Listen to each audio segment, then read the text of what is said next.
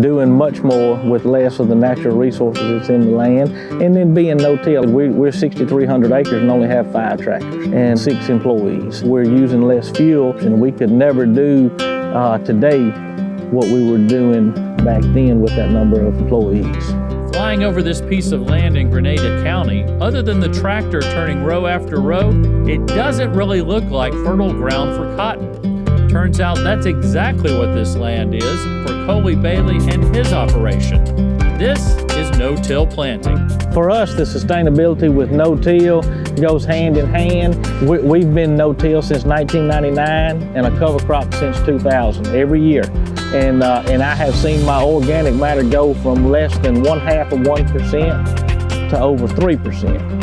And that organic matter equates to water holding capacity for me. Bailey is able to use less water to grow his over 6,000 acres of cotton each year. So what may look like weeds and scrub brush to the untrained eye is actually keeping the soil fertile, doing more with less. Where we're dry land, it takes much less moisture than corn and less moisture than soybeans. So the rainfall that we get, we can better use it, especially that I've got just so much growing underneath the soil that you can't see. With the root structure, my fertility is better. I'm holding more water capacity. We can get an inch of rain and zero runoff because it's all going into the soil. The Baileys have farmed Grenada, Yalobusha, and Montgomery counties nearly 8 decades, starting with Coley's grandfather, almost as long as the Mississippi Farm Bureau Federation has been in the business of advocating for agriculture.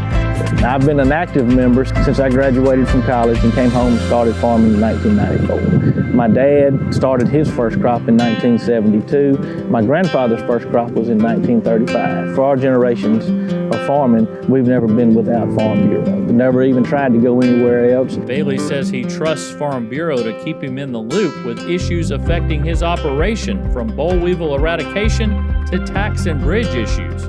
With Farm Bureau on his side, his mind can turn to what he loves to do, farming, where there is plenty for him to think about in 2022. My fertilizer costs are double this year over last year. From 20 to 21, they were up just 5%, but they're up 100% from 21 to 22.